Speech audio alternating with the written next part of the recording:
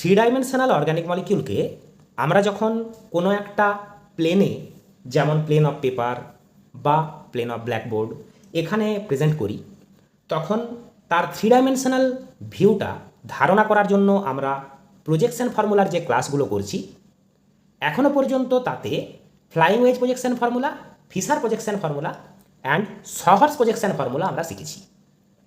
আজ আমরা দেখব নিউম্যান প্রজেকশন ফর্মুলা। এই নিউম্যান প্রজেকশন ফর্মুলা সহজে আসা যায় সহর্স প্রজেকশন ফর্মুলা থেকে। তাই একবার sawhorse projection formula slightly recapitulate করে আমরা সেখান থেকেই নিউম্যান প্রজেকশন ফর্মুলায় আসব। তাহলে সবচেয়ে ভালো হয় যদি আমরা ফিশার প্রজেকশন থেকে শুরু করি, যাতে আমাদের অনেকটা পর্যন্তই রিক্যাপিচুলেশন হয়ে যায় বা মনে পড়ে যায় বিষয়গুলো। আমরা একটা মলিকিউলের ফিশার প্রজেকশন নিলাম। এখান থেকে আমরা প্রথমে আসব সহর্সে, যা আমরা আগেও শিখে ফেলেছি। এই যে দুটি ভার্টিক্যাল বন্ড, যেখানে দুটো মিথাইল গ্রুপ প্রেজেন্ট, তারা থাকবে বিলো দ্য প্লেন। হরাইজন্টাল বন্ডে যে সাবস্টিটুয়েন্টগুলি আছে তারা থাকবে অ্যাবাভ দ্য প্লেন। তাহলে এই সিসি বন্ড থেকে আমরা শুরু করি। ভার্টিক্যালি যারা আছে দুটি মিথাইল, তারা বিলো দ্য প্লেন।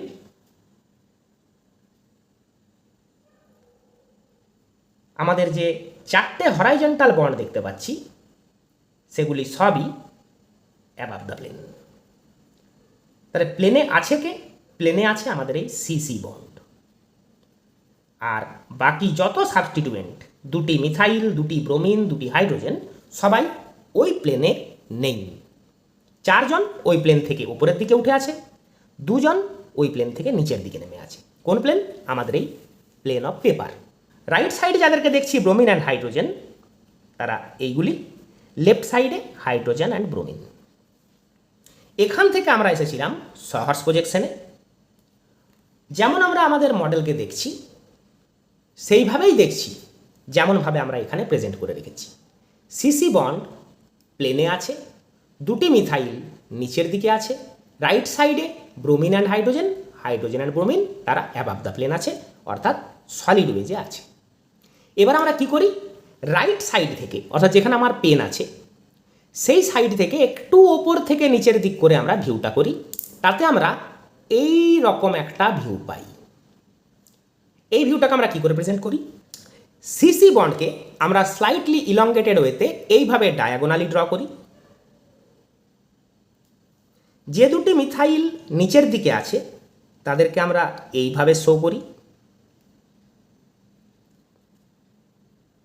রাইট সাইডের যে ভিউয়ার, সে এই ব্রোমিন অ্যান্ড এই হাইড্রোজেনকে তার সামনের দিকে দেখছে। এই হাইড্রোজেন এবং এই ব্রোমিনকে তার থেকে দূরের দিকে দেখছে।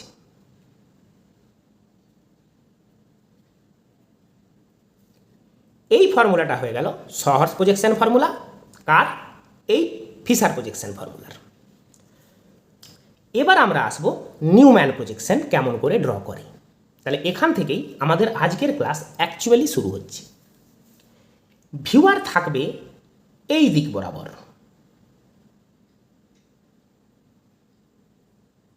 অর্থাৎ ভিউয়ার এই সিসি বন্ড বরাবর মলিকিউলটাকে ভিউ করবে। এই যে সিসি বন্ড অ্যাক্সিস, যেটাকে আমরা ডট দিয়ে দেখালাম, এই সিসি বন্ড বরাবর ভিউয়ার ভিউ করবে। তাতে সে তার চোখের সামনেই এই তিনটে সাবস্টিটুয়েন্টকে দেখতে পাবে, এই কার্বনকেও দেখতে পাবে।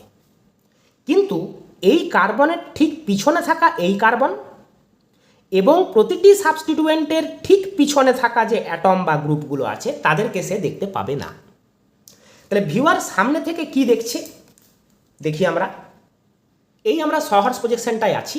ভিউ কেমন করে করব দেখো, আমি মডেলকে যেমন ঘোরাচ্ছি, ভিউ করব ঠিক এইভাবে যেমন তোমরা এখন দেখছো। ঠিক এইভাবে আমরা মডেলকে ভিউ করব, অর্থাৎ এই সিসি বন্ড বরাবর ভিউয়ার ওকে দেখছি। তাহলে কি হচ্ছে, কি দেখতে পাওয়া যাচ্ছে আমরা একটু দেখি। কার্বন, রাইট সাইড বরাবর হাইড্রোজেন, লেফট বরাবর অরেঞ্জ, এই বরাবর মিথাইল। এই তিনটে গ্রুপ অর অ্যাটম ভিউয়ারের চোখের সামনে পরিষ্কার, কিন্তু এই কার্বনের কারণে এই কার্বনকে ভিউয়ার দেখতে পাচ্ছে না, এই হাইড্রোজেনটার কারণে এই ব্রোমিনটাকে দেখা যাবে না, এই ব্রোমিনটার কারণে এই হাইড্রোজেনটাকে দেখা যাবে না, এই মিথাইলের কারণে এই মিথাইলকে দেখা যাবে না। দেখো তোমরা শুধু সামনের তিনটে সাবস্টিটিউয়েন্টকেই পুরোপুরি দেখতে পাচ্ছ, পিছনের সাবস্টিটিউয়েন্টগুলোকে দেখা যাচ্ছে না। তাহলে পিছনের ওই গ্রুপগুলোকে দেখতে না পেলেও আমরা পেপারে রাখবো। কেমনভাবে রাখবো? পিছনের যে কার্বন তাকে আমরা একটা সার্কেল হিসাবে প্রেজেন্ট করব। পিছনের কার্বনকে আমরা একটা সার্কেল হিসাবে প্রেজেন্ট করব। তারপর এরা পুরোপুরি আড়াল হয়ে আছে, কারা? পিছনের গ্রুপগুলো, কিন্তু তাদেরকে আমরা দেখতে পাওয়ার মতো করে ড্র করব। মনে মনে ধরবো দেখতে পাচ্ছি না। তাহলে এই ব্রোমিনের খুব কাছাকাছি আমরা ড্র করব ব্রোমিনের পিছনে থাকা হাইড্রোজেন। এই হাইড্রোজেনের পিছনে, অর্থাৎ এই যে হাইড্রোজেন তার পিছনে তার খুব কাছাকাছি ড্র করব ব্রোমিন। এই মিথাইলের পেছনে যে মিথাইল, তাকে মিথাইলের খুব কাছাকাছি ড্র করব CH3। এইভাবে আমরা যা দেখছি মডেলকে, এই হলো তার প্রেজেন্টেশন। তাহলে পিছনের গ্রুপগুলোকে দেখতে পাচ্ছি না বলে ড্র করব না তা নয়, ড্র করব কিন্তু ওদের খুব কাছাকাছি। এই যে তিনটে সাবস্টিটিউয়েন্ট যাদেরকে আমরা দেখতে পাচ্ছি, যারা আমার সামনে আছে, আমরা সেটা বোঝার জন্য এই কার্বন দুটিকে দুটি নাম্বারিং করি। যেহেতু ভিউয়ারের চোখের সামনে আছে, এই কার্বনকে বলছি C1, এই কার্বনকে বলছি C2। আবার বলে দিই, এটা IUPAC নিয়ম মেনে কার্বন চেনের নাম্বারিং নয়। কার্বন চেনের নাম্বারিং করলে আমরা 4টে কার্বন দেখতে পেতাম। আমরা আমাদের সুবিধার জন্য যে দুটো কার্বনে আমাদের ফোকাস, যে দুটো কার্বনের সাবস্টিটিউয়েন্টগুলোর আমরা স্পেশাল অ্যারেঞ্জমেন্ট দেখছি, তাদেরকে শুধু নিজেদের মতো করে নাম্বারিং করলাম 1 and 2। তাহলে C1-এর এই বন্ডগুলোকে আমরা মোটামুটিভাবে 120 ডিগ্রি অ্যাঙ্গেলে দেখতে পাবো। এখানে অ্যাঙ্গেলগুলো মেনটেন হবে 120 ডিগ্রি, পিছনেরগুলোও 120 ডিগ্রি মেনটেন হবে। যেহেতু এই বন্ডটাকে এর থেকে রাইট সাইডে বের করেছি আমরা, তাহলে এখানেও ওটাকে রাইট সাইডেই আনতে হবে, না তো 120 ডিগ্রি মনে হবে না। আবার এখানেও ওকে একটু রাইট সাইডেই আনতে হবে। আমরা এই হাইড্রোজেনটাকে এই বরাবর দেখাতে পারতাম, যেখানে আমি রেড কালার দিয়ে একটা ডট দিচ্ছি, ওই হাইড্রোজেনকে আমরা সেখানে দেখাতে পারতাম। তাহলে যেহেতু এই বন্ডের রেসপেক্টে লেফটে রাখলাম, এখানেও তেমনি এই বন্ডের রেসপেক্টে আমাকে লেফটে এই ব্রোমিনটাকে রাখতে হতো, এখানেও এই বন্ডের রেসপেক্টে এই সাইডে আমাকে মিথাইলটা রাখতে হতো। সোজা কথায় সামনের বন্ডগুলোর মধ্যেকার অ্যাঙ্গেলই হোক বা পিছনেরগুলোর মধ্যেই হোক, 120 ডিগ্রি অ্যাঙ্গেল মনে হওয়া চাই। তাহলে এই হয়ে গেল Newman projection formula of this sawhorse projection formula. এটা আমাদের ছিল সহর্স, এটা হয়ে গেল নিউম্যান প্রজেকশন। একটা নিউম্যান প্রজেকশন দেখা হলো। এবার আমরা এই যে সহর্স প্রজেকশন, তাতে যদি এই C1 C2 বন্ড বরাবর একটা রোটেশন করতাম, তাতে যে সহর্স প্রজেকশনটার রেজাল্ট হবে, তারও নিউম্যান প্রজেকশন ফর্মুলা ড্র করতে পারা উচিত। আমরা সেটা এবার প্র্যাকটিস করব। ধরে নিচ্ছি C1-কে ফিক্স রেখে C2-কে ধরে আমরা একটা 180 ডিগ্রি রোটেশন করব। তাহলে আমরা কেমন রোটেশন করছি? C1-কে ফিক্সড রাখছি, 180 ডিগ্রি রোটেশন করছি। মডেলে আগে দেখে নিই একবার, যদিও এই রোটেশনের বিষয়টা আমাদের জানা। দেখে নাও, C1-কে হাতে ধরে রেখেছি, C2-কে ধরে এই CC বন্ডটা বরাবর আমরা ঠিক 180 ডিগ্রি রোটেট করিয়ে দিলাম। মনে রেখো, এটা পসিবল হলো কারণ এই বন্ডটা সিগমা বন্ড, তাই পাই বন্ড হলে এই রোটেশনটা পসিবল হতো না। তাহলে এখন আমাদের প্রজেকশন দেখতে কেমন হলো? সিম্পল লাইনগুলো আমাদের এইভাবে যাবে। তাহলে আমরা পেপারে আসি। Slightly elongated diagonal CC bond, এখানে কোনো চেঞ্জ হবে না কারণ C1-কে ফিক্স রেখেছিলাম, তাই সেখানে স্কেলিটন আমাদের যেমন দেখতে ছিল তেমনই থাকলো। কিন্তু C2 দেখো, C2-র যে CH3টা সেটা যেমন ছিল কেমন ছিল, এই রকম ছিল। তাহলে কি হলো, যেখানে সে ছিল তার ঠিক 180 ডিগ্রি উল্টো দিকে চলে এলো। তেমনিভাবে আমি যদি পিছনের হাইড্রোজেন অ্যান্ড ব্রোমিনের মুভমেন্টও দেখতাম, অরেঞ্জটা ব্রোমিন, সাদাটা হাইড্রোজেন, তাহলে তারাও নিজের নিজের জায়গা থেকে 180 ডিগ্রি ঘুরে গেল, এই রকম দেখতে হলো। তাহলে আমরা কোথায় অ্যারাইভ করলাম, CH3 চলে গেল ঠিক 180 ডিগ্রি উল্টো দিকে, এই বরাবর। হাইড্রোজেন চলে এলো ঠিক 180 ডিগ্রি উল্টো দিকে, এই বরাবর। ব্রোমিন চলে গেল ঠিক 180 ডিগ্রি উল্টো দিকে, এই বরাবর। আর সামনের সাবস্টিটিউয়েন্টরা যে যেখানে ছিল সে সেখানেই আছে, কারণ তোমরা ফ্রন্ট ভিউটা তো দেখতেই পাচ্ছ, তারা অমনিই ছিল যেমন এখনও দেখছি। এবার এটাকে যদি যথারীতি আমরা ওই সিসি বন্ড বরাবর ভিউ করি, নিউম্যান প্রজেকশনে সিসি বন্ড বরাবরই ভিউ করতে হয় সহর্স প্রজেকশনের ফর্মুলাটিকে, এই দিক বরাবর সিসি বন্ড বরাবর। তাহলে আমরা কি দেখব, যথারীতি এই তিনজনকে ভিউয়ার পরিষ্কার দেখতে পাবে, ইনক্লুডিং দিস কার্বন। তাহলে 120 ডিগ্রি অ্যাঙ্গেলে আমরা তিনটি সাবস্টিটিউয়েন্টকে ড্র করব। লেফটে ব্রোমিন, মডেল তোমাদেরকে তাই দেখাচ্ছে, দেখো লেফটে ব্রোমিন, রাইটে হাইড্রোজেন, এই বরাবর মিথাইল। পিছনের কার্বনকে দেখতে পাচ্ছি না, যাকে আমরা একটা সার্কেল দিয়ে রিপ্রেজেন্ট করি। সেখান থেকে ওপরের দিকে উঠে আছে মিথাইল, দেখো তোমরা দেখতেও পাচ্ছ, এইভাবে তাকে ড্র করব। এই দিক বরাবর হাইড্রোজেন, এই দিক বরাবর ব্রোমিন। মডেল চোখের সামনেই আছে, তোমাকে এটা বোঝানোর জন্য যে আমরা কি ড্র করছি। পিছনে মিথাইল, হাইড্রোজেন অ্যান্ড ব্রোমিন, যেমন আমরা এখানে আমাদের ড্রয়িংয়ে দেখতে পাচ্ছি। তাহলে এই যে ফর্মুলাটা ছিল, এখানে সামনের সাবস্টিটিউয়েন্টগুলোকে দেখতে পাচ্ছিলাম, পিছনেরগুলোকে দেখতে পাচ্ছিলাম না। এখানে কিন্তু আমরা সব কয়টি সাবস্টিটিউয়েন্টকে ক্লিয়ারলি দেখতে পাচ্ছি। তাহলে যখন দেখতে পাচ্ছিলাম না, অর্থাৎ আমাদের এই যে অবস্থাটা ছিল, যেহেতু সামনের গ্রুপগুলো পিছনের গ্রুপগুলিকে আড়াল করে, এই ধরনের নিউম্যান প্রেজেন্টেশনকে আমরা বলবো ইক্লিপসড ফর্ম।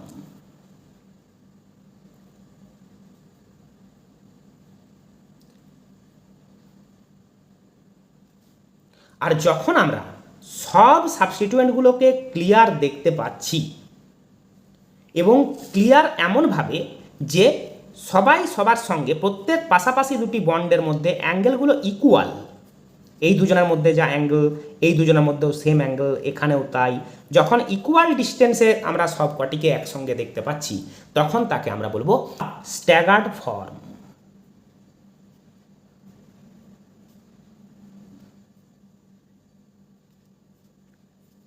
তাহলে আমরা একই মলিকিউল এইটা, তার যেমন সিসি বন্ড বরাবর রোটেশনের কারণে বিভিন্ন ধরনের সহর্স প্রজেকশন পাই, তেমনি বিভিন্ন ধরনের নিউম্যান প্রজেকশন ফর্মুলাও পাই, যেখানে যদি সামনের গ্রুপগুলি পিছনের গ্রুপগুলোকে ঠিক ঠিক আড়াল করে, তখন আমরা বলবো ইক্লিপসড ফর্ম।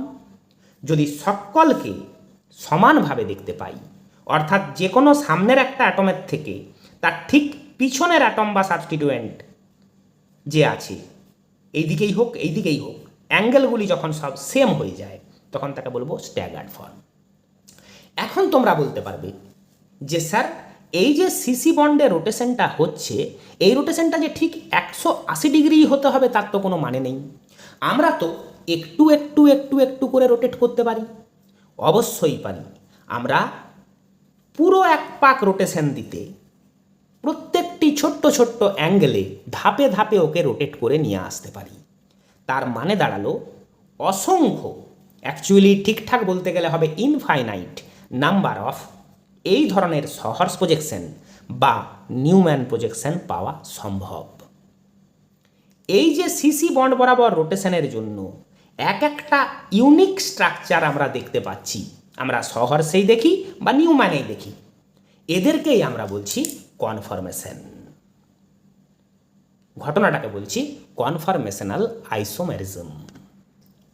আমরা তাহলে প্রথমে কনফরমেশনের একটা ডেফিনেশন ফর্মালিটির জন্য দেখে নিই, তারপর তাদের আলোচনায় আরেকটু ডিটেলসে আসব।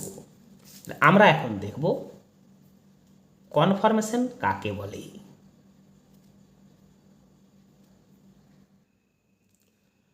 The term conformation is used to denote any one of the infinite number of momentary arrangements of the atoms or groups in space owing to rotations about a single bond. এর মানে আমরা কি বুঝব? আমরা মানেটাকে বুঝে নিই। সিসি বন্ড, আমরা এই স্ট্রাকচারটাকে নিয়ে বুঝছি। সিসি বন্ড, তাহলে আমরা বলবো সিঙ্গল বন্ডে থাকা দুটি সি অ্যাটমের একটাকে, যে কোনো একটাকে ফিক্স রেখে অন্যটাকে সিসি বন্ড বরাবর যদি আমরা রোটেট করাই, তাহলে যে infinite number of 3 dimensional arrangements তৈরি হয়, নিউম্যানে দেখালে এরা, সহর্সে দেখালে এরা, যে infinite numbers of 3 dimensional arrangement তৈরি হয়, সেগুলিকে বলা হয় এক একটা কনফরমেশন। ঘটনাটাকে বলা হয় কনফরমেশনাল আইসোমেরিজম। এই হয়ে গেল আমাদের কনফরমেশনের ডেফিনেশন। জিনিসটাকে আমরা এবার একটু বুঝে নেব, কারণ একবার যখন আমরা কনফরমেশনে ঢুকেছি তখন আমাদেরকে তার বিষয়টা শেষ করতে হবে, এবং তার আলোচনা নিউম্যান প্রজেকশনের সমতেই করে নেওয়া সবচেয়ে ভালো। আমরা ধরে নিচ্ছি আমাদের ethane molecule CH3 bond CH3, এতে দুটি কার্বন আছে, আমরা একে বলবো কার্বন 1, একে বলবো কার্বন 2। তাহলে যদি আমরা এর একটা সহর্স প্রেজেন্টেশন দেখি, তাহলে এটা হয়ে গেল আমাদের সিসি বন্ড, এই কার্বনে 3টে H, এটা আমাদের C1, অ্যান্ড এই কার্বনেও 3টে H, এটা আমাদের C2। তাহলে প্রতিটি কার্বনে 3টি করে হাইড্রোজেন আছে, আমরা পেয়ে গেলাম CH3 বন্ড CH3। আমরা যে ফর্মুলাটা এখন ড্র করে রেখেছি এইভাবে, এটা হয়ে গেল আমাদের সহর্স প্রজেকশন ফর্মুলা। এবার একে যদি আমরা এই বরাবর ভিউ করি, অর্থাৎ এই সিসি বন্ড বরাবর ভিউ করি, আমরা সামনে কি পাবো? 3টি হাইড্রোজেন, তাদেরকে আমরা এইভাবে দেখতে পাবো। পিছনের কার্বনকে দেখতে পাবো না C1 এর কারণে, তাকে আমরা একটা সার্কেল দিয়ে প্রেজেন্ট করব। তার যে বন্ডগুলো থাকবে সেগুলো এই বন্ডগুলোর ঠিক পিছনে আড়াল হয়ে থাকবে, তারা এরা। তাহলে এটা হয়ে গেল নিউম্যান প্রজেকশন। কোনটার? এই সহর্স প্রজেকশনটার, যেখানে সামনের 3টি হাইড্রোজেন এরা অ্যান্ড পিছনের 3টি হাইড্রোজেন এইগুলো। একে বুঝতে গেলে আমরা একবার চট করে মডেল দেখে নিই। এই হয়ে গেল আমাদের ethane molecule CH3 bond CH3। আমরা এই যেভাবে ওকে ধরে রেখেছি, এটা হলো সহর্স প্রেজেন্টেশনটা। এরপর যদি আমি এই সিসি বন্ড বরাবর ভিউ করি, তাহলে আমাকে এইভাবে ভিউ করতে হবে। তাহলে আমরা দেখো সামনের কার্বন অ্যান্ড 3টে হাইড্রোজেনকে, এই যে আমাদের 3টি হাইড্রোজেন, এদেরকে ওইভাবেই দেখতে পাচ্ছি যেমনভাবে ড্র করা আছে। পিছনেরগুলিকে সামনেরগুলি আড়াল করেছে বলে দেখতে পাচ্ছি না, কিন্তু দেখতে পাচ্ছি না হিসাবে ড্র করা চলবে না, আমরা একটুখানি সরিয়ে ড্র করছি, এইভাবে যেন ভিউ করছি ভেবে আমরা পিছনের হাইড্রোজেনগুলিকে এইভাবে ড্র করেছি। যখন এভাবে সামনের অ্যাটমগুলি পিছনের অ্যাটমগুলিকে বা গ্রুপগুলিকে হুবহু আড়াল করবে, তখন আমরা সেই কনফরমেশনটার নাম বলবো ইক্লিপসড কনফরমেশন।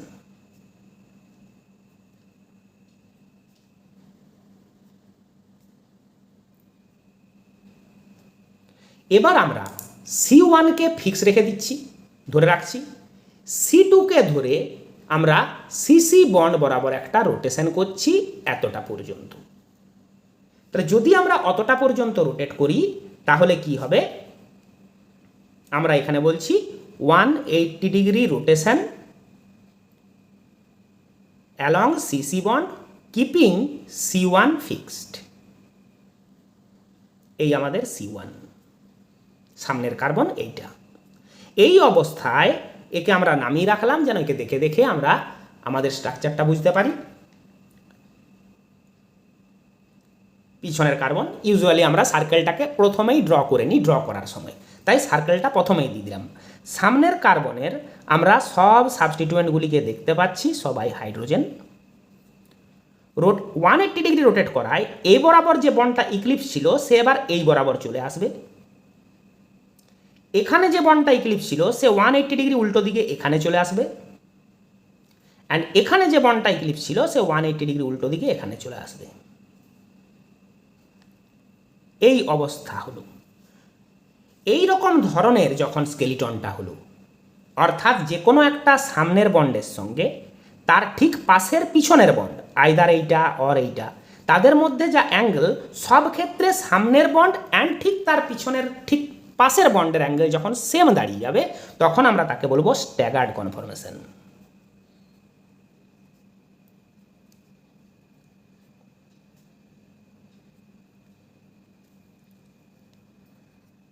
এখানে তোমাদের মনে কোশ্চেন আসবে যে স্যার আমি যদি ঠিক 180 ডিগ্রি রোটেট না করি, অর্থাৎ এই যে আমরা স্ট্যাগার্ড কনফরমেশনে পৌঁছে গেছি যেটা আমরা এখানে ড্র করেছি, সেটা না করে আমরা যে ইক্লিপসড কনফরমেশনে ছিলাম সেখান থেকে যদি either clockwise or anti clockwise যেদিকেই হোক একটু একটু করে রোটেট করাই, যেমন ধরুন স্যার আমি C1কে ধরে রাখলাম, C2 বরাবর একটুখানি রোটেট করলাম, তাহলেও তো আমি একটা নতুন 3 ডাইমেনশনাল স্ট্রাকচার পেলাম যেটা অন্যগুলোর উপর সুপার ইম্পসিবল হবে না। আমরা কিন্তু এই ধরনের একটা ফর্মকে এই ফর্মের উপর সুপার ইম্পসিবল হতে দেখতে পাচ্ছি না, কারণ এরা দেখতে আলাদা রকম। তো তাহলে এটাও তো স্যার ইক্লিপসড ফর্মের থেকে দেখতে আলাদা রকম হলো। আবার যদি আরও একটু রোটেট করি সেটা আবার অন্যগুলোর থেকে আলাদা রকম হলো। আরও একটু রোটেট করি, পারফেক্ট স্ট্যাগার্ডে পৌঁছলাম। আরও একটু রোটেট করতে পারি, এভাবে তো স্যার আমি একটু একটু একটু একটু করে করে রোটেটটা করতে পারি। অবশ্যই পারি, সেই কারণেই আমরা বলছি এই সিসি বন্ড বরাবর রোটেশনে ইনফাইনাইট নাম্বার অফ কনফরমেশনস তৈরি হয়। তাহলে আমরা যদি এই যে বন্ড অ্যাঙ্গেলটা দেখছি, এটাকে বন্ড অ্যাঙ্গেল বলা ঠিক নয়, দেখে নাও, যদি আমরা এই যে সিসি বন্ড, ধরো সিসি বন্ডটাকে আমি এইভাবে রাখলাম, সামনের একটা সিএইচ বন্ডকে নিচ্ছি, ধরো এই সিএইচ বন্ডটাকে নিচ্ছি, তাহলে সেটা এই বরাবর আছে, তার রেসপেক্টে তার ঠিক পিছনে এবং তার পাশেই যে বন্ডটা দেখতে পাচ্ছি, আমরা তো শুধু ওদের দুজনকে দেখতে পাচ্ছি, এই বন্ডটা তো দেখতে পাচ্ছি না। তাহলে এদের মধ্যেকার অ্যাঙ্গেল কথাটা ইউজ করা আমাদের উচিত নয়। ওরা একই পয়েন্ট থেকে কিন্তু আসেনি যে আমরা অ্যাঙ্গেল কথাটা বলতে পারবো। আমরা ঠিক সামনে থেকে ভিউ করছি বলেই আমাদের মনে হচ্ছে যে ওরা যেন একই পয়েন্ট থেকে এসছে। তা তো আসেনি, তাদের মধ্যে তো এই বন্ডটা আছে। তাহলে সামনের একটা বন্ডের সাথে পিছনের কোনো একটা বন্ডের যে অ্যাঙ্গেল, তাকে আমরা বলবো ডাইহেড্রাল অ্যাঙ্গেল। এই কথাটা আমরা ইউজ করব, ডাইহেড্রাল অ্যাঙ্গেল।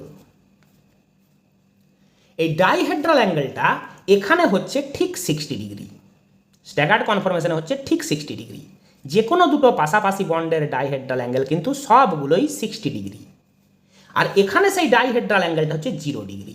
ডাইহেড্রাল অ্যাঙ্গেলকে আমরা ফাই দিয়ে এক্সপ্রেস করি। তাহলে এখানে ফাই 60 ডিগ্রি, এখানে ফাই 0 ডিগ্রি, কারণ এখানে হুবহু আড়াল করে আমাদের ইক্লিপসড কনফরমেশনে। তাই এখানে সামনের কোনো বন্ডের সঙ্গে পিছনের বন্ডটার অ্যাঙ্গেল অর্থাৎ ডাইহেড্রাল অ্যাঙ্গেল 0 ডিগ্রি, আর যেটা স্ট্যাগার্ড কনফরমেশনে আসছে 60 ডিগ্রি, সবগুলির মধ্যে অ্যাঙ্গেল ইচ আদারের সঙ্গে। তো তাহলে এই 0 ডিগ্রি আর 60 ডিগ্রির মাঝামাঝি যদি কোনো একটা অ্যাঙ্গেল হয়, যেমন ধরো আমি একটা রোটেশন, এমন একটা অ্যাঙ্গেলে রোটেশনটা করলাম যে আমাদের এই ধরনের একটা কনফরমেশন আমরা পেলাম।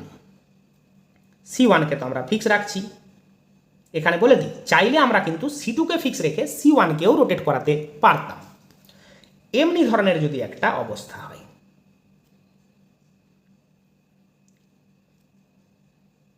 এই রকমের যদি একটা কনফরমেশনে আমরা স্টে করি, তখন আমরা তার কি নাম বলবো? সেই ফর্মগুলিকে বলবো স্কিউ ফর্ম। কোনগুলিকে?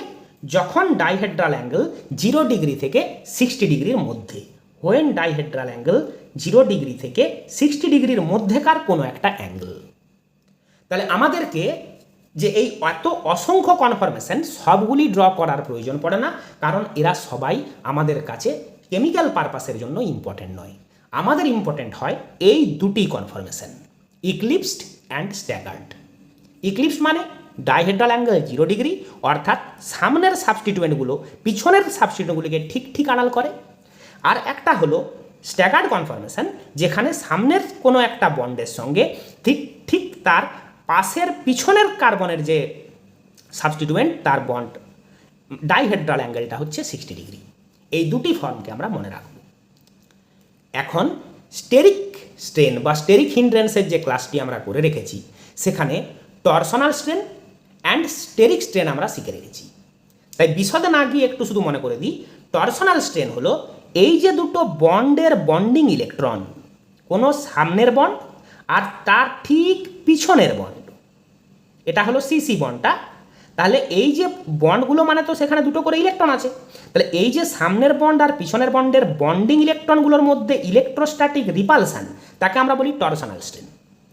আর গ্রুপগুলি যদি লার্জ হয়ে যায়, তাহলে লার্জ গ্রুপদের মধ্যে ইচ আদারের স্পেসে যে রিপালসান, তাকে আমরা বলি স্টেরিক স্ট্রেন বা স্টেরিক হিন্ড্রেন্স বা ইক্লিপসিং স্ট্রেন। তো ওই স্ট্রেনগুলির কারণে এই ইক্লিপসড কনফরমেশনের এনার্জি হায়ার হয়, যেহেতু এখানে নানান রিপালসান কাজ করছে। সামনের বন্ডের সাথে পিছনের বন্ডের বন্ডিং ইলেকট্রনগুলোর ইলেকট্রোস্ট্যাটিক রিপালসান, প্লাস এই হাইড্রোজেনগুলোর কাছাকাছি চলে আসার জন্য যে রিপালসান, এই সব রিপালসানগুলো এখানে চলছে। তোমরা যদিও বলবে যে স্যার হাইড্রোজেন অ্যাটম তো ভেরি স্মল, সেই হিসাবে এই হাইড্রোজেন দুটোকে এভাবে দেখলে তো খুব কাছে মনে হচ্ছে, কিন্তু আসলে তো তারা অনেক দূরে আছে। তাহলে হাইড্রোজেনদের মধ্যে কি স্টেরিক রিপালসান কাজ করতে পারে? না, আমরা স্টেরিক রিপালসান কথাটা না হয় আনছি না, কিন্তু এই বন্ডিং ইলেকট্রনগুলোর মধ্যে রিপালসানটা তো থাকবে। তাহলে ওই রিপালসানটার কারণেই ধরে নেওয়া যাক ইক্লিপসড কনফরমেশন এখানে একটু আনস্টেবল দ্যান দিস কনফরমেশন, যেখানে বন্ডিং ইলেকট্রনগুলো একটু দূরে দূরে থাকায় তাদের মধ্যে রিপালসানটা কম হচ্ছে। তাহলে যদি আমাদেরকে একটা পোটেনশিয়াল এনার্জি ডায়াগ্রাম ড্র করতে দেওয়া হয়, একটা পোটেনশিয়াল এনার্জি ডায়াগ্রাম যেখানে এই বরাবর এনার্জি বাড়ে, এই বরাবর আমাদের কনফরমেশনগুলো অর্থাৎ সিসি বন্ড বরাবর রোটেশনটা আমরা যদি এখানে এক্সপ্রেস করছি, তাহলে দেখো যখন ইক্লিপসড এই যে কনফরমেশনটা, তখন আমরা ধরে নিচ্ছি এনার্জিটা এই লেভেলে। যখন আমরা স্ট্যাগার্ড, এনার্জি কমে গেল কারণ রিপালসানগুলো কমে গেল, এনার্জি ধরে নিচ্ছি এই লেভেলে। আবার রোটেট করে, কারণ আমাদের 360 ডিগ্রি রোটেশন কমপ্লিট হয়নি, আমরা তো সবে 180 ডিগ্রি রোটেট করেছি, নিয়ে রোটেশনটা কমপ্লিট করে যদি 360 ডিগ্রিতে আবার ফেরত আসি, আবার চলে আসবো ইক্লিপসডে। তাহলে আমরা এই ধরনের একটা ডায়াগ্রাম পাবো, যেখানে হায়ার এনার্জিগুলো হচ্ছে ইক্লিপসড অ্যান্ড লোয়ার এনার্জিটা হচ্ছে স্ট্যাগার্ড। আর ইন্টারমিডিয়েট লেভেলের যে আমাদের অসংখ্য কনফরমেশন পড়বে, তাদের এনার্জি ইক্লিপসিং অ্যান্ড স্ট্যাগার্ড, এই দুটো কনফরমেশনের মাঝামাঝি কিছু একটা এনার্জি হবে। এই হলো ইথেন মলিকুলের কনফরমেশনাল অ্যানালিসিস এবং ইথেন মলিকুলের দুটো ইম্পর্ট্যান্ট কনফরমেশন। এবার যদি আমরা আসি প্রোপেন মলিকুলে,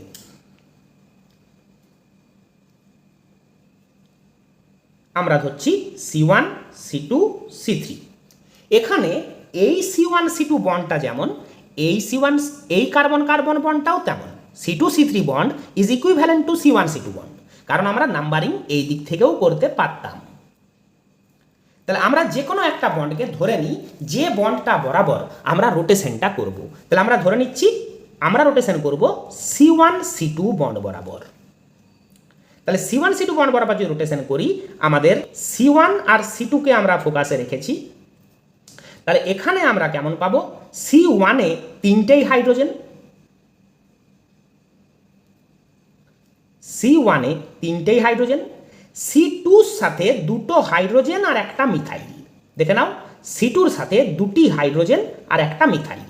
তাহলে সেই হিসাবে আমরা তিনজনকে রাখলাম এইভাবে, দুটি হাইড্রোজেন আর একটা মিথাইল। দেখে নাও C1 C2 C3। তাহলে C1 C2 বন্ড বরাবর আমরা রোটেশনটা করব বলেই ওই বন্ডে থাকা সাবস্টিটিউয়েন্টগুলিকে আমরা এভাবে এক্সপ্রেস করেছি। তাহলে যখন ভিউয়ার এই বরাবর দেখবে, সে তখন কেমন ভিউ পাবে? আমরা প্রথমেই C2কে এঁকে রেখে নিই, প্রথমেই আমরা বললাম। এবার সামনের তিনটি হাইড্রোজেনকে ভিউয়ার পরিষ্কার দেখতে পাবে। পিছনের হাইড্রোজেন এই হাইড্রোজেনের ঠিক পেছনে, এই হাইড্রোজেনের ঠিক পেছনে এই হাইড্রোজেন,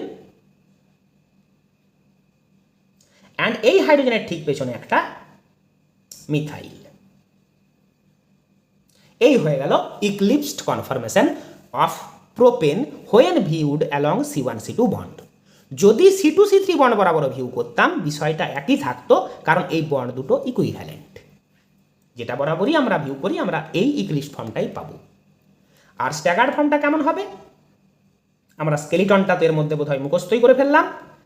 আমরা C1কে ফিক্স রেখেছি বলে C1 যেমন ছিল তেমন আছে, কিন্তু C2 থেকে সাবস্টিটিউয়েন্টগুলো এইভাবে আছে। তাহলে পুরো 180 ডিগ্রি আমি নিয়ে এসেছি, মিথাইল এখানে চলে এসছে, এই পিছনের হাইড্রোজেন এখানে এসে গেছে, এই পিছনের হাইড্রোজেন এখানে এসে গেছে। এই হয়ে গেল স্ট্যাগার্ড। তাহলে যেহেতু এখানে দুটো স্মল অ্যাটম ছিল, এদের মধ্যেকার স্টেরিক রিপালশনটা আমরা কনসিডারেশনে আনিনি, কিন্তু এখানে যেহেতু একটা গ্রুপ লার্জ গ্রুপ হয়ে গেল, তখন কিন্তু স্টেরিক রিপালশন একটুখানি চলে এলো। সেই হিসাবে এখানে ইক্লিপসড কনফরমেশনটা আরেকটু বেশি আনস্টেবল হয়ে গেল এনার্জেটিক্যালি।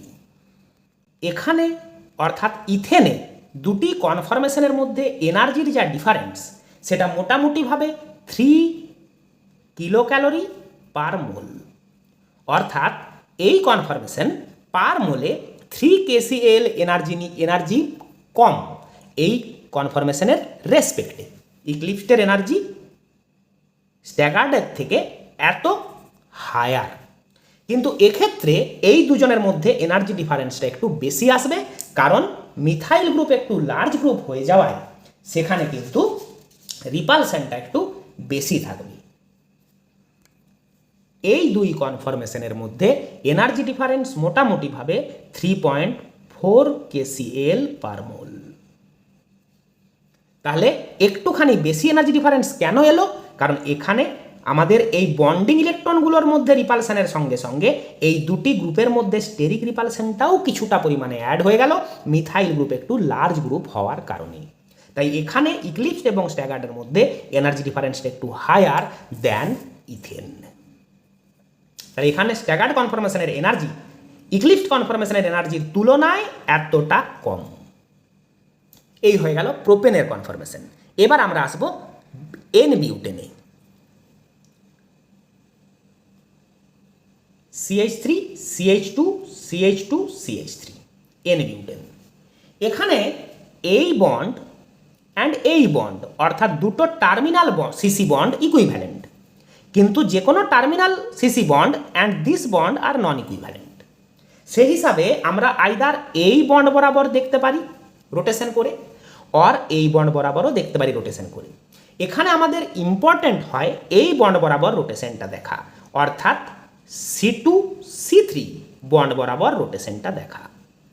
তাহলে যদি C2C3 বন্ড বরাবর রোটেশনটা দেখি, তাহলে দেখো আমরা কিভাবে এগোচ্ছি। আমাদের 4টে কার্বন,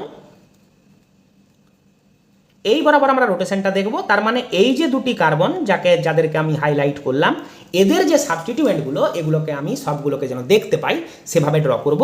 তাহলে এই কার্বনের সাথে একটা আছে মিথাইল আর দুটো হাইড্রোজেন, এই কার্বনের সাথেও দুটো হাইড্রোজেন অ্যান্ড একটা মিথাইল। এই হয়ে গেল C2, এই হয়ে গেল C3।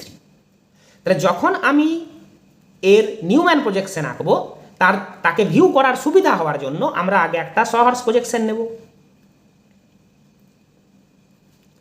আমরা ইনিশিয়ালি এই সহর্স প্রজেকশনটা নিলাম কোথা থেকে?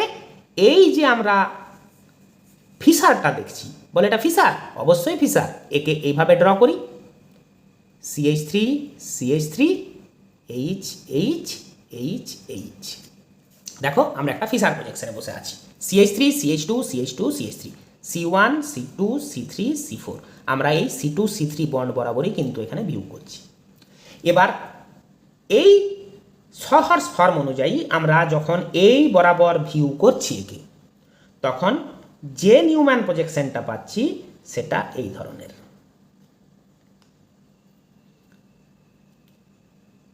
আমরা একটা মডেলের হেল্প নিয়ে নিই। এই হয়ে গেল বিউটেন। যে দুটো ব্ল্যাক বলকে আমি হাতে ধরে রেখেছি এরা হলো দুটো মিথাইল গ্রুপ, তোমরা ধরে নাও এরা দুটো মিথাইল গ্রুপ। তাহলে CH3 CH2 CH2 CH3, আমরা এই যে সহর্স প্রজেকশনটা সেই প্রজেকশনটাকে এইটা বলছি। এবার আমি CC বন্ড বরাবর ভিউ করব, অর্থাৎ আমাকে এইভাবে ভিউটা করতে হবে। দেখো তাহলে আমরা কি দেখতে পাচ্ছি, কার্বন হাইড্রোজেন হাইড্রোজেন মিথাইল, তাহলে কার্বন হাইড্রোজেন হাইড্রোজেন মিথাইল। এই সামনের দুটি হাইড্রোজেন পিছনের দুটি হাইড্রোজেনকে ঠিক আড়াল করেছে। তাহলে আমি যদি এইখানটা করে ওকে দেখাই, তাহলে এখানেও একটু লেফটের দিকে দেখাতে হবে, এখানেও মিথাইলের রেসপেক্টে লেফটের দিকে নিচের মিথাইলটা ড্র করতে হবে। দেখে নাও এই মিথাইলের পিছনে এই মিথাইল, অ্যান্ড হাইড্রোজেনগুলোর ঠিক পিছনে হাইড্রোজেনগুলো। তাহলে এটা হলো একটা ইক্লিপ্সড কনফরমেশন। কেমন ইক্লিপ্সড কনফরমেশন? যে ইক্লিপ্সড কনফরমেশনে সামনে যে অ্যাটম বা গ্রুপ আছে পিছনেও ঠিক সেম অ্যাটম বা গ্রুপ আছে। সামনে যদি হাইড্রোজেন দেখছি তার ঠিক পিছনেও হাইড্রোজেনই আছে, সামনে যদি মিথাইল দেখছি এই যে তার ঠিক পিছনেও মিথাইলই আছে। একে আমরা বলছি ফুললি ইক্লিপ্সড কনফরমেশন।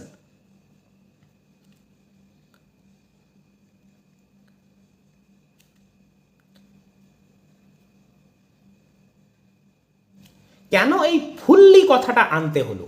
আমরা তো শুধু ইক্লিপ্সড কনফরমেশন আগে বলেছি, ফুললি কথাটা কেন ইউজ করতে হলো তোমরা একটু পরেই বুঝতে পারবে, কারণ আমরা আরও একটা ইক্লিপ্সড কনফরমেশন পাবো যেটা ওর থেকে দেখতে আলাদা হবে। এবার আমরা সামনের কার্বনকে ফিক্স রেখে পিছনের কার্বনকে 60 ডিগ্রি রোটেট করালাম। তাহলে যদি 60 ডিগ্রি রোটেট করাই আমরা কেমন অবস্থায় পৌঁছলাম সেটাকে এখানে ড্র করি। সামনের কার্বনকে যেহেতু ফিক্স রেখেছি আমরা এই তিনটে সাবস্টিটিউয়েন্টকে যেমন দেখছিলাম তারা তেমনই থাকবে, আর পিছনের সাবস্টিটিউয়েন্টগুলিকে দেখো, হাইড্রোজেন হাইড্রোজেন অ্যান্ড এই দিকে মিথাইল। দেখে নাও আমি যেমনভাবে ধরে রেখেছি তোমরা দেখে নাও এবং আমরা যা ড্র করছি তার সঙ্গে মিলিয়ে নাও। এখানে বন্ডগুলো যেভাবে আছে তাতে এটি একটি স্ট্যাগার্ড কনফরমেশন, কারণ আমরা সবাইকেই দেখতে পাচ্ছি। এই যে স্ট্যাগার্ড ফর্মটা পেলাম আমরা এর নাম বলছি গচ স্ট্যাগার্ড কনফরমেশন। তাহলে স্ট্যাগার্ড কনফরমেশন কথাটা তো ইউজ করলাম একটু আগে, এই গচ কথাটা কেন এলো সেটা আমি একটু পরেই বুঝিয়ে দিচ্ছি। এবার আমরা কি করছি, এই গচ স্ট্যাগার্ড অবস্থা থেকে আরও 60 ডিগ্রি রোটেট করলাম। তাতে আমরা দেখো আবার একটা ইক্লিপ্সড ফর্মে এসে গেছি। যেমনভাবে যাকে যাকে ইক্লিপসিং দেখছি সেই অনুযায়ী আমরা যদি এবার ড্র করি,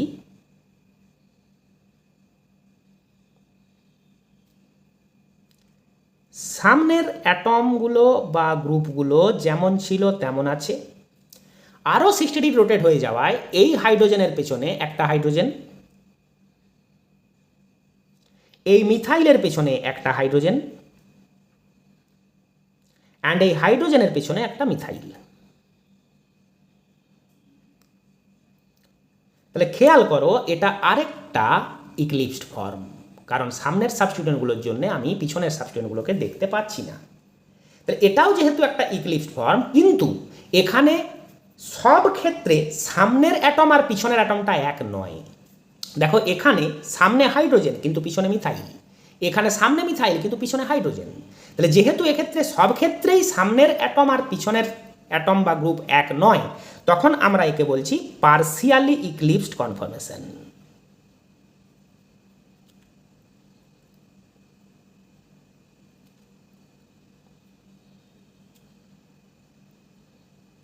তাহলে বুঝতেই পারছো ফুললি কথাটা কেন ইউজ করতে হয়েছিল, কারণ আমরা দুটো রকমের ইক্লিপ্সড কনফরমেশন পাচ্ছি তাই।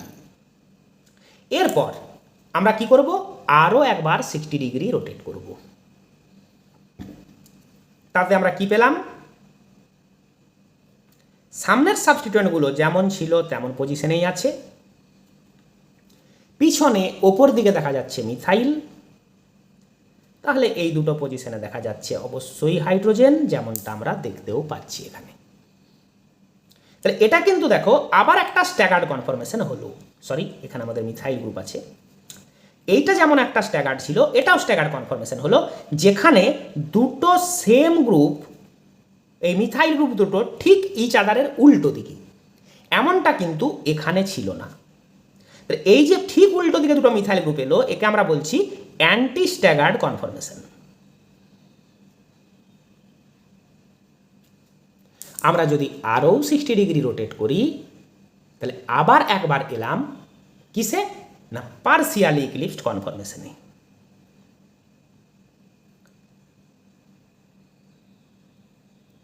জিনিসটা একটু বোরিং হয়ে পড়েছে তোমাদের কাছে, আমি বুঝতে পারছি, কিন্তু আমরা যখন একবার 60 ডিগ্রি রোটেশন শুরু করে দিয়েছি, তখন আমাদেরকে রোটেশনটা তো ফিনিশ করতেই হবে।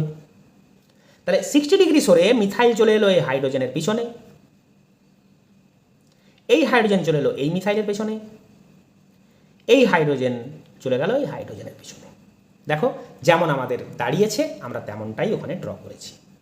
তাহলে এটা আবার এলো একটা ইক্লিপসড, বাট সামনের আর পিছনের সাবস্টিটিউয়েন্ট সব জায়গায় এক নয় বলে এটা আবার পার্সিয়ালি ইক্লিপসড।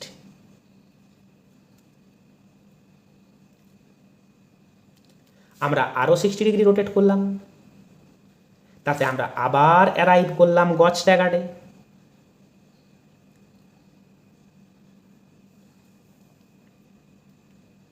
যেমন দেখছি আমি সেভাবে ড্র করে দিলাম। আবার একবার 60 ডিগ্রি রোটেট করলাম, তবে আমাদের শুরু থেকে এখনো পর্যন্ত পুরো 360 ডিগ্রি রোটেশন কমপ্লিট হলো। সামনের যারা ছিল তারা তেমনই আছে, অ্যান্ড ঠিক ফুললি ইক্লিপসড কনফরমেশনে আমরা আবার ফেরত এলাম। এই হয়ে গেল আমাদের ড্রয়িং। তাহলে দেখে নিই একবার কি হলো এতক্ষণ ধরে। শুরু করেছি আমরা এই ধরনের সহর্স প্রজেকশন দিয়ে। এখানে দেখতে পাচ্ছি সব সামনের অ্যাটম বা গ্রুপ যেমন, পিছনের অ্যাটম বা গ্রুপ সবই তেমন। এটাকে আমরা বলছি ফুললি ইক্লিপসড কনফরমেশন। এবার আমরা 60 ডিগ্রি রোটেশন শুরু করলাম সামনের অ্যাটমকে ফিক্স রেখে। এই অবস্থায় পৌঁছলাম, সেটা হলো এই অবস্থা। তাহলে 60 ডিগ্রি রোটেশন কেমন করে বুঝছি? এ এলো এখানে, এ এলো এখানে, এ গেল এখানে, যেখানে অ্যারোর মুখ শেষ হচ্ছে সেখানে সেখানে তারা পৌঁছলো। দেখো তাই হয়েছে, কারণ আমরা যখন এক্সামের সময় ড্র করব আমরা মডেলটা দেখতে পাবো না, এখন মডেল দেখে দেখে বুঝি। এখানে স্কেলিটনটা যেমন দেখতে হয়েছে, এটা একটা স্ট্যাগার্ড কনফরমেশন, যেখানে দুটো মিথাইল পাশাপাশি দেখাচ্ছে, যদিও তারা দুটো ডিফারেন্ট কার্বনে আছে। আমরা আরও 60 ডিগ্রি রোটেট করলাম। এবার আমরা পৌঁছালাম আবার একটা ইক্লিপসড কনফরমেশনে, কিন্তু প্রথমবারের সঙ্গে ডিফারেন্স কি, সব জায়গায় সামনের অ্যাটম বা গ্রুপ আর পিছনের অ্যাটম বা গ্রুপ এক নয়। এটাকে আমরা বলছি পার্সিয়ালি ইক্লিপসড। আর হ্যাঁ, যেখানে মিথাইল দুটো পাশাপাশি ছিল তার নাম দিয়েছিলাম গজ স্ট্যাগার্ড। তাহলে এটা আমরা অ্যারাইভ করেছিলাম ঠিক 60 ডিগ্রি রোটেট করে করে।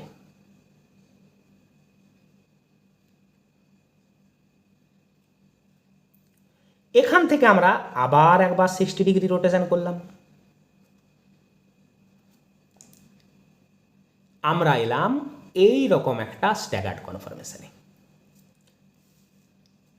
এখানে যেহেতু দুটো লার্জ গ্রুপ ঠিক ইচ আদারের উল্টো দিকে, যাকে আমরা অ্যান্টি পজিশন বলি, তাই এর নাম হলো অ্যান্টি স্ট্যাগার্ড কনফরমেশন। সেখান থেকে আমরা আবার 60 ডিগ্রি করে রোটেট করলাম। তাতে আমরা পেলাম আবার একবার পার্সিয়ালি ইক্লিপসড ফর্ম। এখানে পৌঁছলাম, আবার 60 ডিগ্রি রোটেট করলাম, আমরা পৌঁছলাম সেই একই গজ স্ট্যাগার্ড।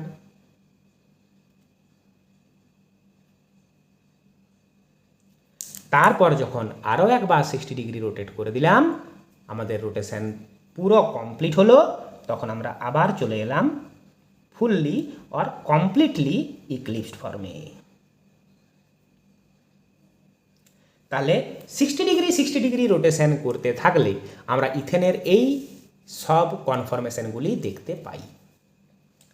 এখানে এবার যদি বলা হয় এদেরকে এনার্জির অর্ডারে সাজাতে হবে, তা আমরা এদেরকে নাম্বারিং করে দিই 1 2 3 4 5 6, একে আর 7 বলা উচিত নয়, কারণ এইটা এই ফর্মুলাটাই, তাই আমরা 6এই থেমে গেলাম। আমরা এইখানে 60 ডিগ্রি রোটেশন করে অ্যারাইভ করলাম, 60 degree rotation, 60 degree rotation, 60 degree rotation and finally এখানে অ্যারাইভ করে গেলাম। এই হয়ে গেল আমাদের পুরো সাইকেলটা 60 ডিগ্রি রোটেশনের বেসিসে। এদের মধ্যে দেখো ফুললি ইক্লিপস যে কনফরমেশনটা তাকে নিয়ে ভাবি। এখানে যেহেতু বন্ডগুলো ইক্লিপসিং বন্ড, অর্থাৎ ঠিক একের পেছনে আরেক, যেমনটা আমরা এখানে দেখছি এক বন্ডের ঠিক পিছনে আরেকটা বন্ড আছে, যে কারণে আমরা পিছনের বন্ডগুলোকে দেখতেই পাচ্ছি না। এখানে টরশনাল স্ট্রেনটা কাজ করছে, সঙ্গে এই যে দুটি লার্জ গ্রুপ ইক্লিপসিং, এবারে কিন্তু আমাদের এই পুরো ড্রয়িংটা একটু ডিস্টার্ব হতে চলেছে, নষ্ট হতে চলেছে। এখানে দুটো লার্জ গ্রুপের স্টেরিক রিপালশন কাজ করছে এই দুটো মিথাইলের মধ্যে স্পেসে, ঠেলাঠেলি চলছে তাদের জায়গার কারণে। কারণ দেখো বাবু, প্রত্যেকটি কার্বনে 3টি করে আরও হাইড্রোজেন থাকবে, আমরা তো এখানে শুধু একটা বল হিসাবে তাকে দেখিয়েছি। তাহলে দুটো লার্জ মিথাইল গ্রুপের মধ্যে স্পেসে যাদেরকে ধরে রেখেছি তাদের মধ্যে রিপালশনটা কাজ করছে, এখানে ম্যাক্সিমাম রিপালশন, কারণ তারা সবচেয়ে কাছাকাছি। রিপালশনটা একটুখানি কমলো যখন তারা একটু দূরে দূরে হয়ে গেল। এই একই রকম ডিস্ট্যান্স দুজনের মধ্যে, অর্থাৎ 60 ডিগ্রি অ্যাঙ্গেল আমরা আবার একবার পাচ্ছি, যেখানে আমরা আরেকটা গজ স্ট্যাগার্ড ফর্মে এসেছি। তাহলে এই যে দুজন ফর্ম, এদের এনার্জি সেম, 2 and 6, এদের দুজনের এনার্জি সেম, এবং সেটা 1-এর থেকে কম, কারণ 1-এ যতটা রিপালশন হচ্ছিল 2 বা 6-এ অতটা রিপালশন হচ্ছে না। তাহলে 1-এর এনার্জি সবচেয়ে হায়ার, তার থেকে এনার্জি একটু কম কিন্তু সমান, কার 2 and 6-এর। এইটুকু 1 2-কে দেখে শিখলাম, যেখানে 6ও ইনকর্পোরেট হয়ে গেল। 3-তে পার্সিয়ালি ইক্লিপসড, কিন্তু ইক্লিপসড তো বটে, অর্থাৎ এখানে একটুখানি স্ট্রেন তো কাজ করবেই। সেই হিসাবে 1-এর পরে যে ইক্লিপসিং ফর্মটা আসে তার এনার্জি, তাহলে 1-এর সবচেয়ে হাই এনার্জি, কারণ এখানে দুটো লার্জ গ্রুপের মধ্যে স্টেরিক রিপালশন। তার চেয়ে একটু কম 3-এর এনার্জি, কারণ একটা লার্জ একটা স্মল গ্রুপের মধ্যে রিপালশন। তার চেয়ে একটু কম এই দুজনের এনার্জি, কারণ লার্জ গ্রুপগুলি দূরে দূরে। তার চেয়েও কম এর এনার্জি। তাহলে যদি এনার্জির অর্ডারে আমরা এই সব কনফরমেশনগুলোকে সাজাই, আমরা সবচেয়ে লো এনার্জির পাবো অ্যান্টি স্ট্যাগার্ডকে, লার্জ গ্রুপগুলি সবচেয়ে দূরে। সবচেয়ে হাই এনার্জির পাবো ফুললি ইক্লিপসডকে,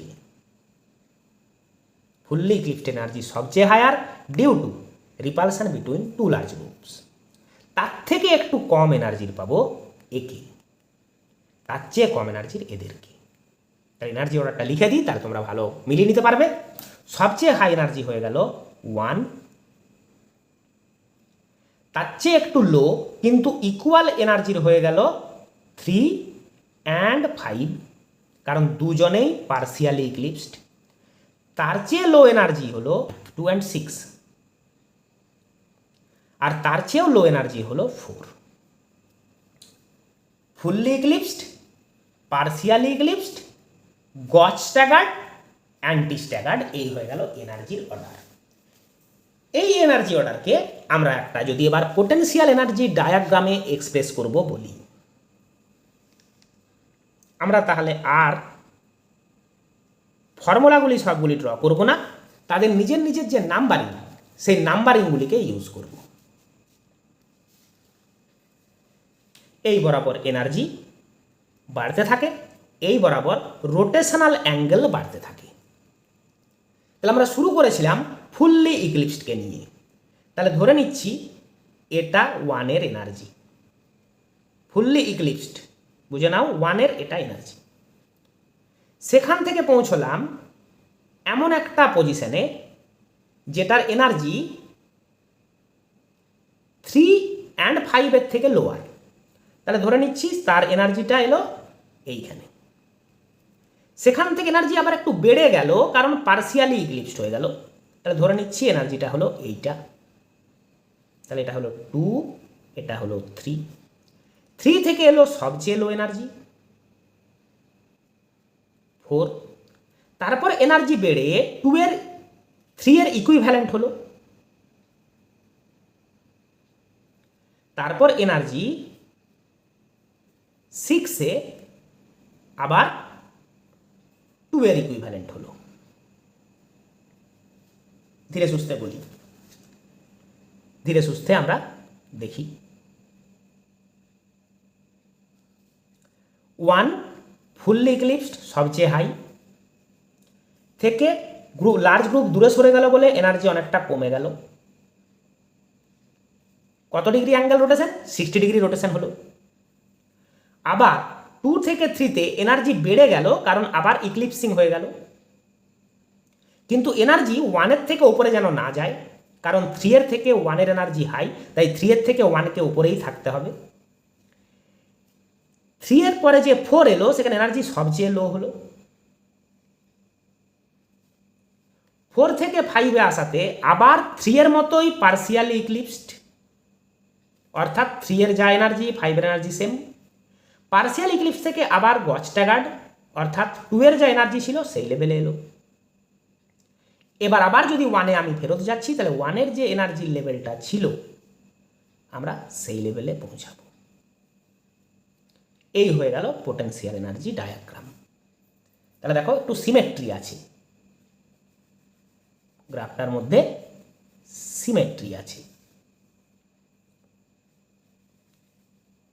এই এনার্জির অর্ডারটা কিন্তু আমাদেরকে মনে রাখতে হয়, এক্সামের সময় আমাদেরকে চাওয়া হয়। ফুললি ইক্লিপসড সবচেয়ে হাই এনার্জি, তার চেয়ে একটু লো এনার্জি পার্সিয়ালি ইক্লিপসড, তার চেয়েও লো এনার্জি গজস্ট্যাগার্ড, তার চেয়েও লো এনার্জি অ্যান্টিস্ট্যাগার্ড। এবার পার্সিয়াল ইক্লিপসড আর গজস্ট্যাগার্ডের দুটো করে আমরা পাচ্ছি বলে এইভাবে আমাদের অর্ডারটা লিখতে হয়েছে। তাহলে এতক্ষণ ধরে ডিসকাশনে আমাদের কনফার্মেশন ডিসকাশনের আন্ডারে কেন এলো? কারণ আমরা নিউম্যান প্রজেকশন ফর্মুলা পড়ছিলাম, আর কনফার্মেশনদেরকে এক্সপ্রেস করার সবচেয়ে বেস্ট রুট হচ্ছে এই নিউম্যান প্রজেকশনের মাধ্যমে। তাহলে কনফার্মেশনাল অ্যানালিসিসটা তো আমাদের শেখা হলোই, ইথেন, প্রোপেন অ্যান্ড বিউটেনকে এক্সাম্পল করে। আর সেই এক্সাম্পলটা করতে গিয়ে আমরা দেখো নিউম্যান প্রজেকশনগুলো ড্র করা শিখে গেলাম। নিউম্যান প্রজেকশনে যে কোনো একটা কার্বনকে ফিক্স রেখে যদি অন্য কার্বনটাকে ধরে C1 C2 বন্ড বরাবর রোটেট করা হয়, CC বন্ড বরাবর রোটেট করা হয়, তাহলে কেমনভাবে নিউম্যান পজিশনগুলো চেঞ্জ হয় সেটাও আমাদের প্র্যাকটিস হয়ে গেল। তোমরা যদি এবার কোশ্চেন করো যে স্যার যে কোনো একটা কনফার্মেশনকে ধরে আপনি একবার C2কে ফিক্স রেখে, পিছনের কার্বনকে ফিক্স রেখে সামনের কার্বনকে ঘোরালে কেমন হবে একটু দেখিয়ে দিন।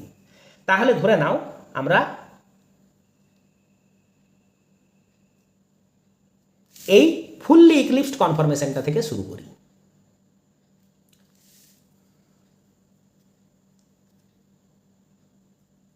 ফুললি ইক্লিপসড, তাহলে সাবস্টিটিউয়েন্টগুলি ইচ আদারকে আড়াল করছে,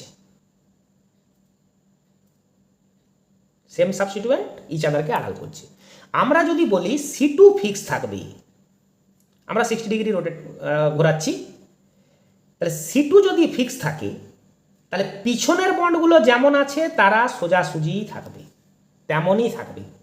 তাহলে তখন আমরা কি করব? পিছনের বন্ডগুলোকে আগে দিয়ে দেব চোখের আন্দাজে 120 ডিগ্রির মতো করে, অর্থাৎ ওদেরকে যদি আমরা সামনে বাড়িয়ে দিতাম তাহলে ওরা যেন দেখতে 120 ডিগ্রি অ্যাঙ্গেল ক্রিয়েট করছে সেইভাবে ড্র করে দিতাম। কারণ C2 ফিক্সড, C2কে আমরা ফিক্সড রেখেছি, পিছনের কার্বনকে আমরা ফিক্স রেখেছি। তারপর সামনেরটা এই বন্ড যেত এখানে, এই বন্ড আসতো এখানে, এই বন্ড আসতো এখানে, কারণ আমরা 60 ডিগ্রি রোটেশন করেছি।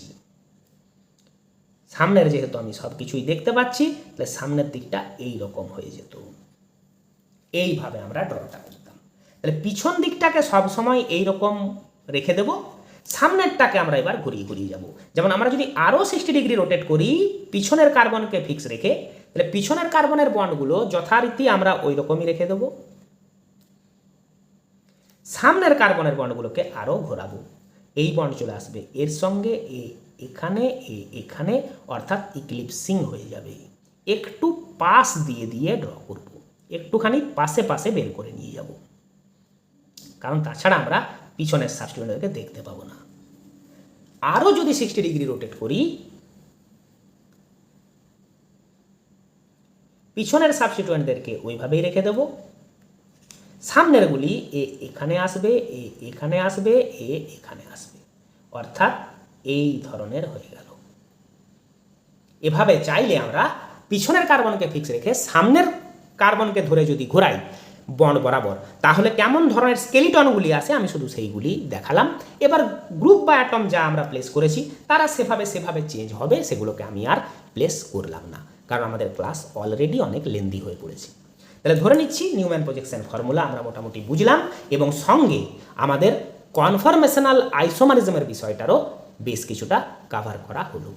আমাদের আজকের ক্লাস এখানেই শেষ।